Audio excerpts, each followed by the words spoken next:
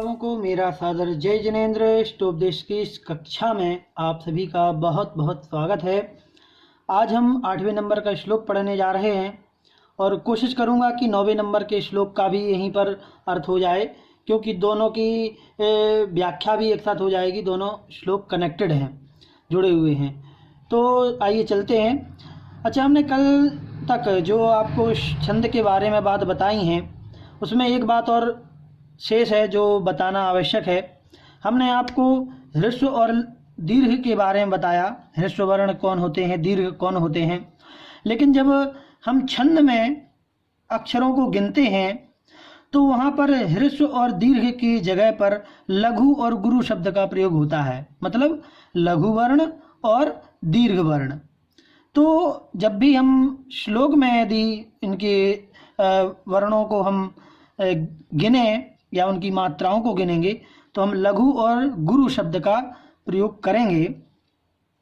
और लघु मतलब ह्रस्व एक मात्रा, दीर्घ मतलब गुरु दो मात्रा। तो ये आवश्यकता बताना। चलिए अब अर्थ के बारे में समझते हैं। यहाँ पर ये श्लोक भी और 9वें नंबर का श्लोक भी पिछले श्लोक से जुड़े हुए हैं, जहाँ पर ये कहा गया था कि मोहेन समृतम ज्ञानम। तो आइए चलते हैं, देखते हैं। सबसे पहले उच्चारण करेंगे वपुर गृहम। ठीक है, ये रा है ऊपर लगा हुआ। वपुर गृहम धनम दाराह। आप भी साथ में उच्चारण कर सकते हैं हमारे बोलने के बाद। पुत्रा मित्राणि शत्रवः सर्वथान्य। देखिए यहाँ पर संयुक्त अक्षर है तो इसको अपन थोड़ा सा द्वित्व करके बोलेंगे। सर्वथान्य स्वभावानि। फिर से देख लें, सर्वथान्य स्वभावानि। ठीक है। मूढ़ः स्वानि प्रपद्यते। ये भी संयुक्त अक्षर है तो इसको भी, इसका जो पा है इसको द्वित्व करेंगे यहाँ पर, स्वानि प्रपद्यते। ठीक है। फिर से एक बार पूरा उच्चारण एक साथ। वपुर गृहम धनम दाराः पुत्रा मित्राणि शत्रवः सर्वथान्य स्वभावानि मूढ़ः स्वानि प्रपद्यते। अब आप भी हमारे साथ बोलेंगे। वपुर गृहम धनम दाराः पुत्रा मित्राणि शत्रवः सर्वथान्य स्वभावानि मूढ़ः स्वानि प्रपद्यते। देखते हैं अर्थ क्या है इसका। वपुर गृहम धनम दाराः। वपु, ये रा है इधर पे, तो इसका जब हम वो करेंगे, शब्द अलग अलग करेंगे तो विसर्ग हो जाएगा। तो वपुः, वपुः मतलब शरीर, गृहम मतलब घर, धनम मतलब धन, दाराः, दारा, दारा मतलब होता है स्त्री। ठीक है। पुत्रा, पुत्रा मित्राणि शत्रवः, पुत्र मित्र और शत्रु।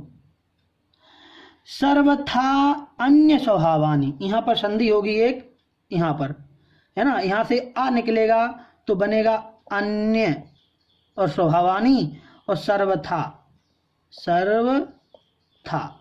ये इधर भी आ है और इधर भी आ, दोनों मिलकर के दीर्घ आ, मतलब दीर्घ संधि हो जाएगी, दीर्घ संधि।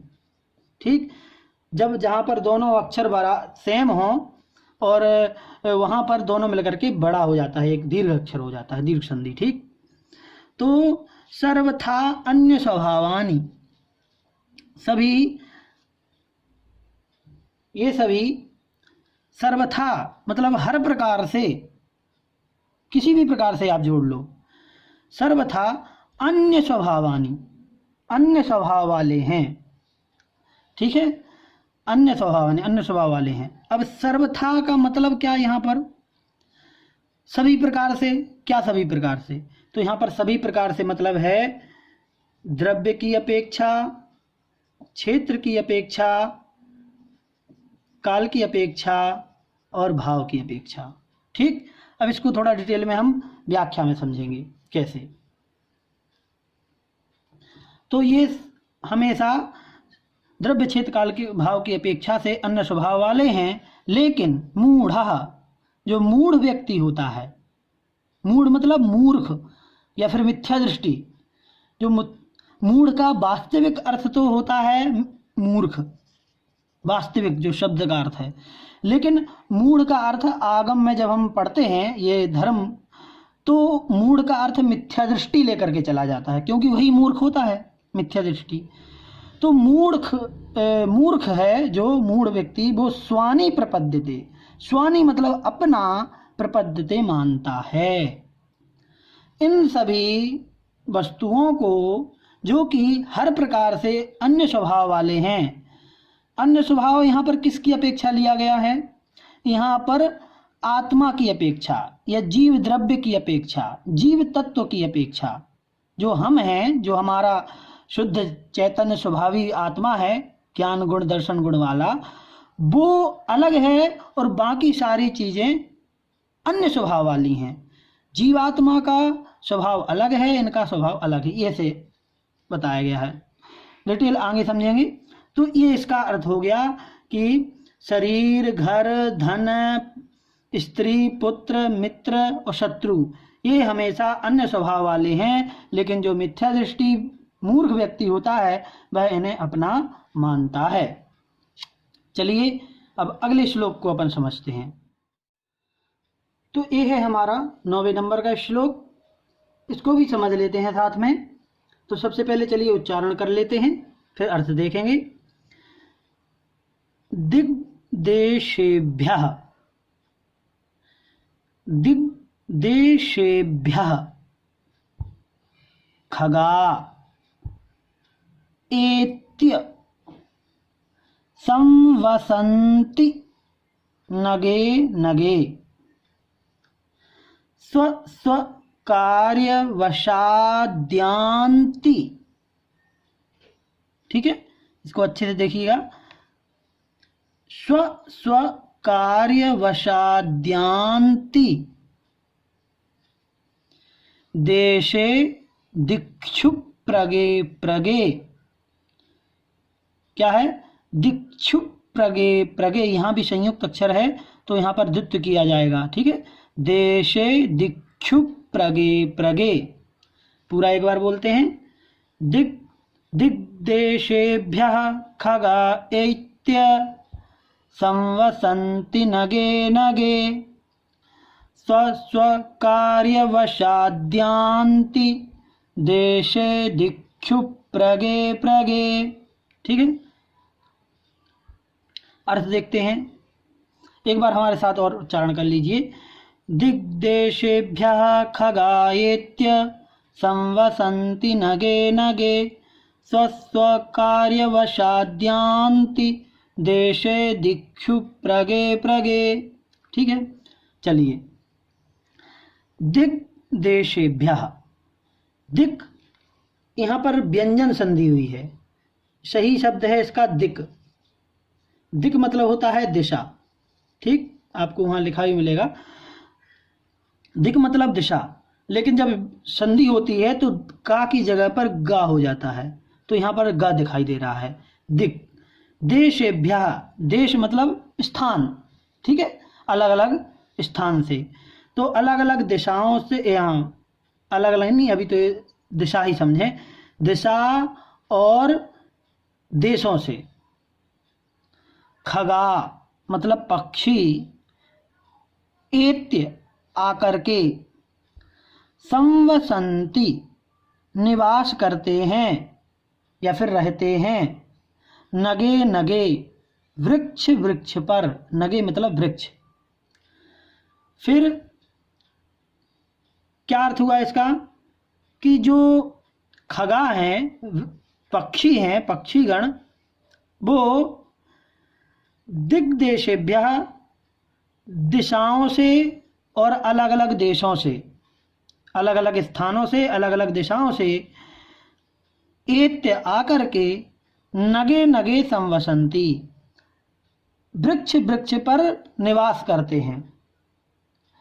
फिर क्या होता है, स्व स्व कार्य वशाद्यांति, स्व स्व कार्य वशात, यहाँ पर भी एक संधि हुई है, व्यंजन संधि। स्व स्व ये तो ठीक है, स्व स्व मतलब अपने अपने, कार्यवशात यहाँ पर निकलेगा कार्यवशात ता, ये पंचमी विभक्ति है यहाँ पर, ठीक है। और साथ में आएगा यान्ति, ठीक। तो कार्यवशात यान्ति, ये ता का भी दा हो गया है, ठीक है। तो कैसे हो, ये व्यंजन संधि का मामला है कि जब यार अलावा आदि शब्द आगे होते हैं तो पहला वर्ण तीसरे में बदल जाता है, तो ये हो गया यहाँ पर। तो अपने अपने, स्व स्व मतलब अपने अपने, कार्यवशात कार्य के कारण से या कार्य के वश से, अपने अपने काम से, यान्ति मतलब चले जाते हैं, ठीक है, चले जाते हैं, गच्छन्ति। देशे दिक्षु प्रगे प्रगे, देशे मतलब देशों में, देश में, दिक्षु दिशाओं में, प्रगे प्रगे मतलब सुबह सुबह, प्रगे मतलब होता है प्रातः, तो प्रातः काल, सुबह सुबह अपने अपने कार्य के वश से अलग अलग दिशाओं और अलग अलग देशों में यान्ति चले जाते हैं, ठीक। क्या यहाँ पर बताया, तो शाम को आते हैं पक्षी, एक पेड़ पर अलग अलग स्थानों से आकर के रहते हैं और सुबह होते ही अपने अपने कार्य के वश से जहाँ उनको जाना है वहाँ चले जाते हैं। अब इसको हमारे ऊपर कैसे घटाया गया है, ये एक उदाहरण के रूप में बताया है, तो इसको अपन व्याख्या में समझते हैं। तो अभी हमने सामान्य से श्लोक का अर्थ समझा, अब हम थोड़ा सा विशेष तरीके से समझते हैं। जैसा कि पिछले श्लोक में आचार्य श्री ने कहा कि मोहेन समृतम ज्ञानम स्वभावम लभते नहीं, मतलब मोही व्यक्ति, जो मोह से ढका हुआ उसका जो ज्ञान है वह स्वभाव को प्राप्त नहीं कर पाता है, उसी मत वाले पुरुष की तरह जिसने शराब पी रखी है। तो प्रश्न ये आता है कि जब वह स्वभाव को प्राप्त नहीं कर पाता है, वह वस्तु स्वरूप को नहीं जानता है, तो करता क्या है, फिर वो क्या करता है इस संसार में। तो आगे के श्लोकों के माध्यम से कहते हैं कि वपुर गृहम धनम दारा पुत्रा मित्राणि शत्रभा सर्वथा अन्य स्वभावानी मूढ़ स्वानी प्रपद्यते, कि इन सारे वस्तुओं को, इन सारे पदार्थों को, चाहे वो शरीर हो, चाहे घर हो, चाहे धन हो, दारा, पुत्र, मित्र, शत्रु, सारे के सारे ये कैसे हैं, ये सर्वथा अन्य स्वभावानी, ये सभी प्रकार से अन्य स्वभाव वाले हैं और इन अन्य स्वभाव वाले वस्तुओं को वो अपना मानता है, ऐसा वह मिथ्या दृष्टि मूर्ख अज्ञानी जीव कौन है। अब यदि हम इन वस्तुओं के बारे में समझें, जैसे शरीर है, वपुः मतलब शरीर, शरीर क्या है, जो क्षीण हो, निरंतर क्षीण होता चला जाए, वो कहलाता है शरीर। तो हमारा शरीर भी निरंतर क्षीण होता जाता है, इसलिए शरीर कहलाता है, लेकिन इसको भी हम अपना मानते हैं। इसी प्रकार से घर है, घर हमने बना लिया, उसको भी हम अपना कहने का प्रयास करते हैं, हम अपना मानते हैं उसके लिए। इसी प्रकार से धन हो, चाहे दारा हो, चाहे पुत्र हो, मित्र हो। दारा, दारा मतलब स्त्री। यहां पर दारा के बारे में हम आपको बताना चाहेंगे। दारा का अर्थ स्त्री होता है। इसके 3 शब्द और हैं, एक है भार्या, एक है कलत्र। तीनों के अर्थ अलग अलग हैं। दार का अर्थ होता है दारयति भ्रातृन इति दारा, अर्थात जो भाइयों को विभाजित कर दे उसे कहते हैं दारा। जब तक विवाह नहीं होता है तब भाई कितने भी हों, 2, 4 सब एक साथ रह सकते हैं एक ही घर में, किसी को कोई परेशानी नहीं होगी। लेकिन विवाह के बाद ही उन भाइयों को अलग होना पड़ता है। तो इस कारण से उन विवाहिता स्त्री को दारा कहा जाता है। तो अब ये 100% के लिए नहीं है, लेकिन है ऐसा। बड़े बड़े विद्वानों के द्वारा कहा गया है। दूसरा है भार्या। भार्या बहुत अच्छा शब्द है। इसका अर्थ होता है कि जो जिम्मेदारी समझे और अपने परिवार के कर्तव्यों का पालन करे, वो कहलाती है भार्या। इसको हिंदी में कहते हैं पत्नी, धर्म पत्नी। और एक और शब्द है कलत्र। कलत्र का अर्थ होता है कल अर्थात शरीर का, त्रा मतलब त्रायते अर्थात रक्षा करती है, जो शरीर की रक्षा करती है, अपने पति की, अपने बच्चों के शरीर की रक्षा करती है भोजन इत्यादि के द्वारा, वो है कलत्र। तो ये तो हमने परिभाषा बता दी कि क्या है, लेकिन जो मूढ़ व्यक्ति होता है वो इनको अपना मानता है। अब अपना मानना और सर्वथा अन्य स्वभाव होना, इसको थोड़ा सा हमें समझना है। यहाँ पर सर्वथा का अर्थ क्या है? सर्वथा का मतलब यहाँ पर सभी प्रकार से। क्या सभी प्रकार से? सभी प्रकार से मतलब जैसा कि श्लोक में हमने बताया कि द्रव्य, क्षेत्र, काल और भाव, इन चारों की अपेक्षा से ये सारे पदार्थ, चाहे पुत्र हो चाहे मित्र हो, वो सभी अन्य स्वभाव वाले हैं। यदि हम द्रव्य की अपेक्षा बात करें तो द्रव्य की अपेक्षा यदि हम घर मकान इत्यादि को छोड़ दें, क्योंकि घर मकान आदि तो प्रत्यक्ष में पुद्गल द्रव्य हैं और हम जीव द्रव्य हैं, तो वो तो स्पष्ट रूप से अलग हो गए। लेकिन पुत्र, मित्र और पत्नी इत्यादि में यदि हम लगाएं तो क्या हो, क्योंकि वो भी जैसे हम हैं वैसे ही तो वो है, जीव द्रव्य वहां भी है, जीव द्रव्य यहाँ भी है। तो थोड़ा समझना होगा, इसको ध्यान से समझिएगा, क्योंकि हम आपको प्रवचन नहीं थ्योरी दे रहे हैं। क्या है कि जैसे कि एक ग्वाला है, उसने दूध बेचा, एक भैंस का दूध 4 लोगों ने लिया, अपने अपने बर्तन में 1-1 लीटर रख लिया। अब देखिए, दूध एक ही है लेकिन 4 लोगों के पास अलग अलग 1-1 लीटर बर्तन में पहुंच गया। अब देखिए यहां पर उस दूध का स्वभाव चारों बर्तन में एक जैसा है, गुण चारों बर्तन में उस दूध का गुण एक ही जैसा है, लेकिन चारों बर्तन में अलग अलग द्रव्य रखा हुआ है। 1 लीटर इसमें है, 1 लीटर इसमें है, मतलब ये द्रव्य अलग हो गया, उसका जो द्रव्य का जो स्वरूप है, जो द्रव्य है वो अलग हो गया उसका, और दूसरे का अलग हो गया, चारों का अलग अलग हो गया। वैसे ही हमारे अंदर भी जीव द्रव्य है, आत्मा आपके अंदर भी है, सारे जीव जंतुओं में है, लेकिन हमारा जीव द्रव्य हमारा है और आपका जीव द्रव्य आपका है, और बाकी सारे जितने लोग हैं उन सब का अपना अपना जीव द्रव्य है, लेकिन स्वभाव सब में एक जैसा है। तो बस इतना ही बात समझना है कि स्वभाव सबका एक जैसा है, जैसे कि हर बर्तन के दूध का गुण एक ही जैसा है, लेकिन फिर भी दूध अलग अलग है बर्तन में। एक व्यक्ति के दूध को इस्तेमाल दूसरा नहीं कर सकता। वैसे ही हमारे जीव द्रव्य का जो उपयोग है वो हमारा है, दूसरे का दूसरे का है। तो इस प्रकार से सभी वस्तुएं हर प्रकार से अलग अलग हैं। क्षेत्र की अपेक्षा से तो स्पष्ट से अलग है, क्योंकि हमारा जीव द्रव्य है वो हमारे साथ है, एक क्षेत्र अवगाही रूप में जो शरीर के साथ लगा हुआ है, दूसरे का दूसरे के साथ है। तो क्षेत्र भी अलग है, काल भी अलग है, कोई कभी आया है इस भव में गति में, कोई कभी आया है, कोई किसी समय किसी गति में पहुंचा, कोई तो काल की अपेक्षा से सभी अलग अलग पहुंच रहे हैं। किसी को कभी सम्यक्त हो रहा है, कभी कोई कभी मोक्ष जा रहा है, तो ये काल का भी भेद है। और भाव तो सबके सारे जीवों के अलग अलग बनते रहते हैं, प्रति समय अलग अलग भाव, अनंत भाव कह दें, अनंत जीवों के अनंत भाव। तो भाव की अपेक्षा से तो सभी अलग हैं।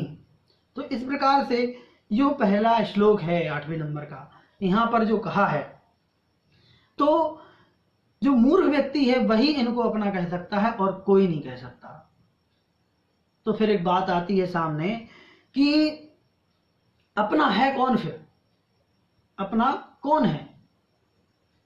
तो फिर आपको बताएं कि अपना वो है जिसके साथ हमारा तादात्म्य संबंध हो। जी हाँ, ध्यान से सुनिए।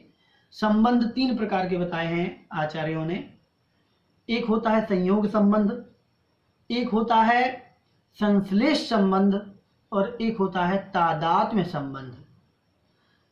संयोग संबंध होता है वह जो मिलता है और छूट जाता है।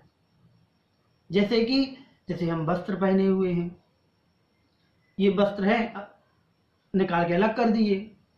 ये मकान है, ये जितनी भी प्रत्यक्ष दिखाई देने वाली चीजें हैं जिनको हम इस्तेमाल करते हैं, उपयोग करते हैं, वो सारे संयोगज हैं, संयोग संबंध के हैं। फिर है संश्लेष संबंध।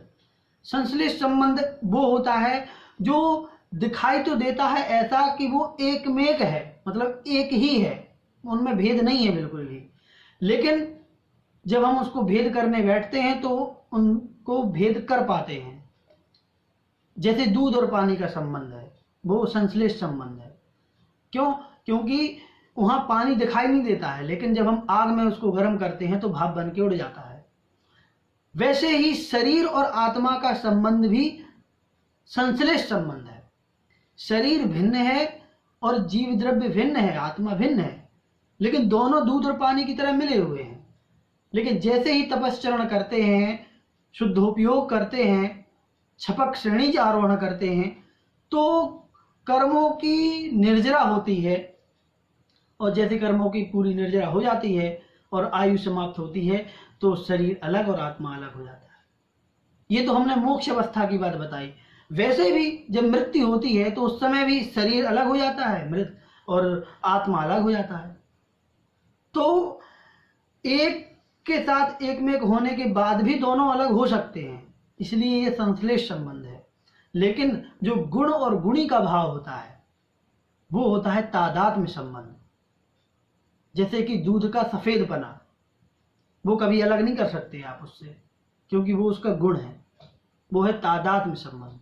वैसे ही हमारे आत्मा का है ज्ञान और दर्शन गुण, ये हमारा तादात्म्य संबंध है। ये हमारा जो चैतन्य स्वरूप है वह हमारा तादात्म्य है, और वही मैं हूं और वही मेरा है, इसके अलावा और कुछ नहीं है। तो वही मेरा है, वह तादात्म्य संबंध, गुण गुणी भाव, वह ज्ञान दर्शन गुण जो इसके कारण से बना हुआ है वही मेरा है, इसके अलावा कुछ भी नहीं है। इसलिए हम यदि किसी को कह सकते हैं अपना, तो हम अपने आप को ही अपना कह सकते हैं और किसी को अपना नहीं कह सकते। तो ये बात यहां पर हो गई।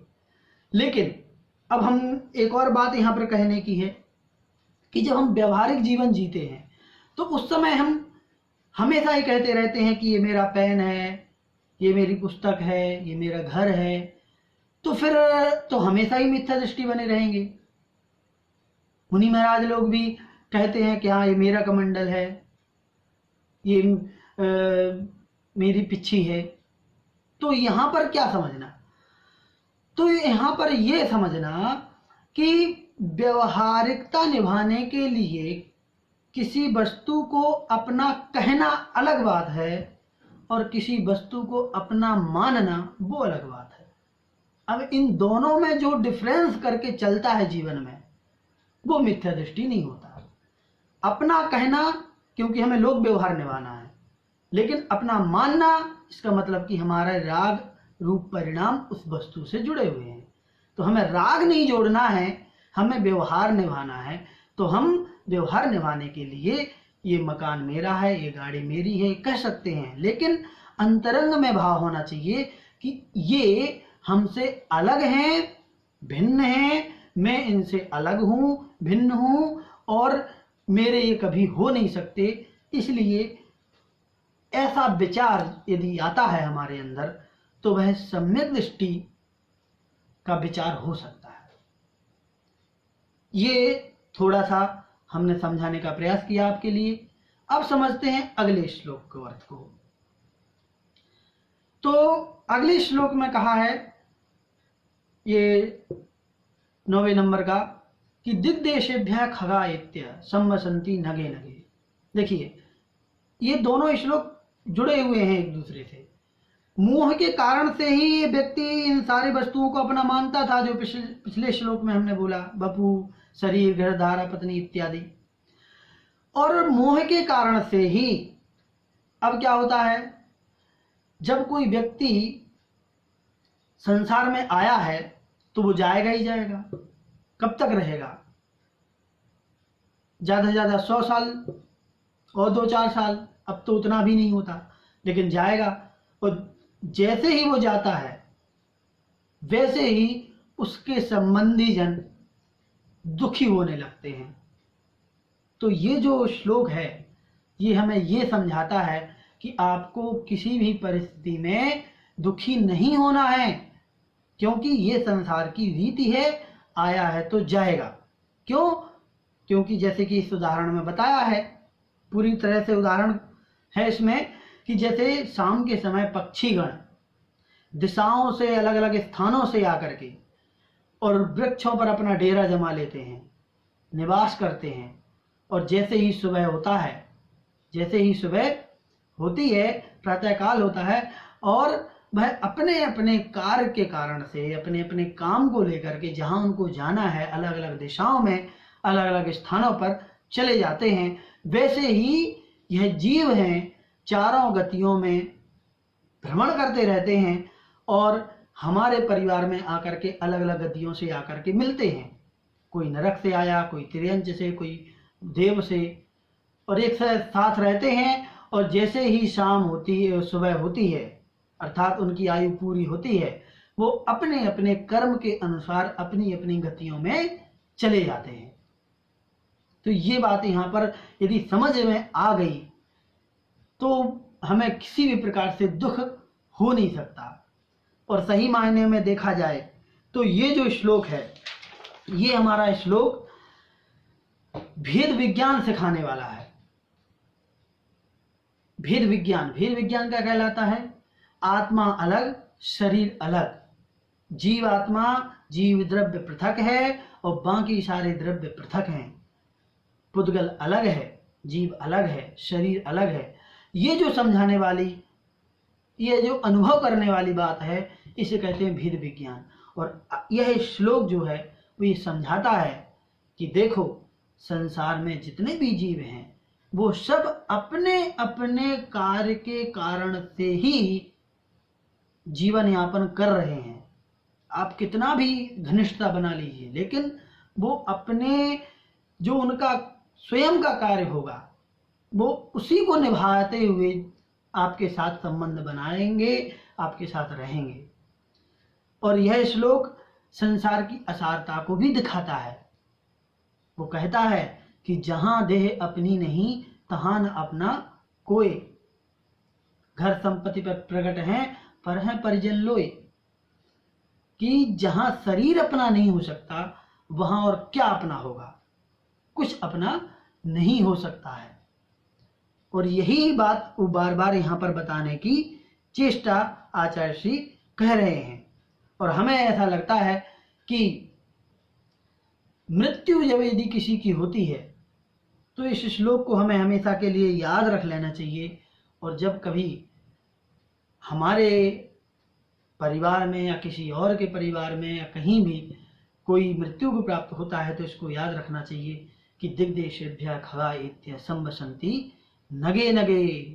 ये सब पक्षी हैं जो अलग अलग जगह से आकर के यहाँ पर ठहरे हैं और सुबह होते ही अपने अपने काम से निकल जाते हैं। फिर पता नहीं कब मिलेंगे, कब नहीं मिलेंगे।